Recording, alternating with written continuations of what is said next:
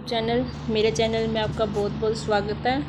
और आज मैं जो करवाऊंगी वो रेलवे फार्मासिस्ट के एग्ज़ाम के पॉइंट ऑफ व्यू से बहुत ज़्यादा इंपॉर्टेंट होने वाले क्वेश्चन हैं। और आज है ये ज्यूरिस के कुछ important question drug and magic remedy के ऊपर। जितने भी क्वेश्चन बनते हैं वो मैंने इसमें करवाए हैं आज। तो इसका फर्स्ट क्वेश्चन है, which act provide regulation for objectional advertisement. जो ऑब्जेक्शनल एडवर्टाइजमेंट होते हैं ना, जिसे हमें एडवर्टाइज नहीं कर सकते, तो इसके बारे में कौन सा एक्ट होता है वो रेगुलेशन प्रोवाइड करवाता है।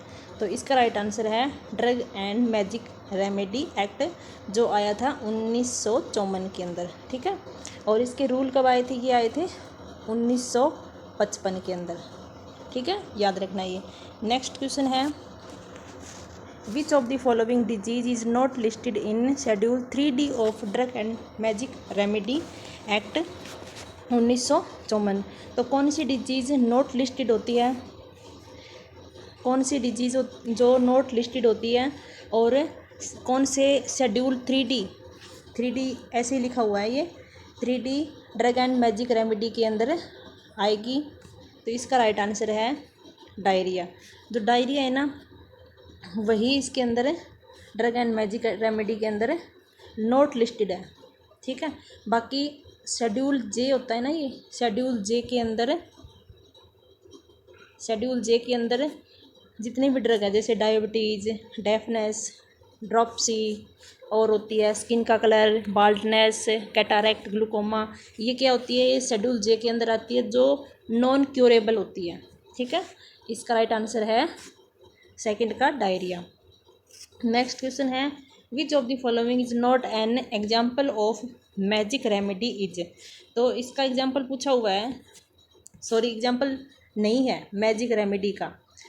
मैजिक रेमेडी में कौन से आएंगे? तो पहले तो ये देख लेते हैं, मंत्रा, तालिस्मान, ताबीज, ये किस में आते हैं? ये मैजिक रेमेडी के अंदर आते हैं। और इसमें पूछा हुआ है नॉट एग्जाम्पल, तो ओटीसी ड्रग होती है ना, ओवर द काउंटर ड्रग होती है, वो इसके अंदर नहीं आएगी। नेक्स्ट क्वेश्चन है, magic and remedy act prohibit the advertisement of any drug use for. तो जो मैजिक एडवर्टाइजमेंट करते हैं ना, प्रोहिबिट मतलब निषेध, जिसकी मनाही होती है। ठीक है ना, वो कौन सी, मतलब एक सेकेंड।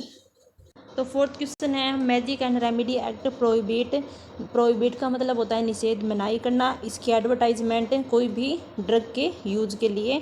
तो इसका राइट आंसर होगा correction of menstrual disorder in women, disease and disorder specified in schedule J के अंदर आती है, वो भी। नेक्स्ट है, improvement of sexual capacity of human being. तो ये सारे के सारे शेड्यूल के अंदर आते हैं मैजिक रेमेडी एक्ट के अकॉर्डिंग। तो इसके अंदर ये राइट आंसर होगा इसका डी।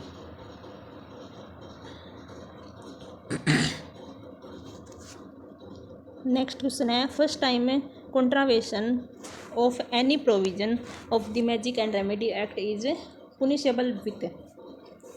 तो इस एक्ट में क्या हुआ है, इस एक्ट के अंदर जो फर्स्ट टाइम कोई भी इस एक्ट को अगर ब्रेक करता है तो उसे क्या पुनिश या क्या सज़ा मिलती है उसको? इसका राइट आंसर होता है A, imprisonment up to 6 month of fine और बोथ।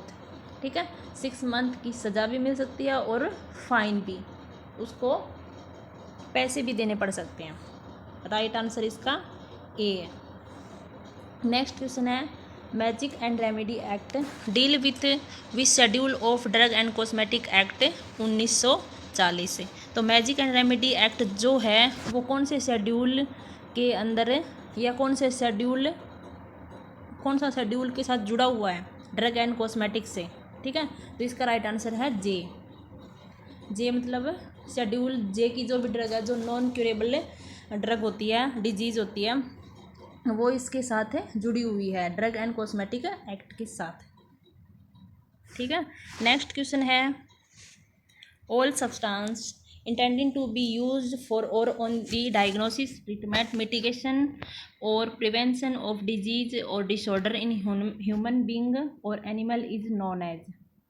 तो कोई भी सब्सटेंस है जो डायग्नोस के लिए, ट्रीटमेंट के लिए, मिटिगेशन मतलब क्या होता है, मिटिगेशन मतलब होता है डिजीज़ के प्रोग्रेस को स्लो डाउन करना, तो उसके लिए prevention of disease disorder human के अंदर, एनिमल्स के अंदर, तो इस सब्सटेंस को क्या कहेंगे हम, तो वो होता है ए राइट आंसर ड्रग।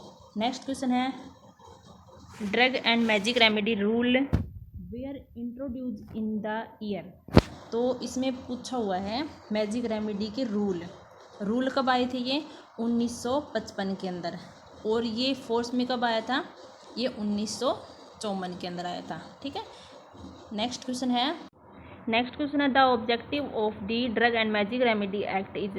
तो ड्रग एंड मैजिक रेमेडी का ऑब्जेक्टिव क्या है इसमें, इसका राइट आंसर मैं बता देती हूँ। पहले तो हम सबके बारे में पता कर लेते हैं कि क्या क्या है ये।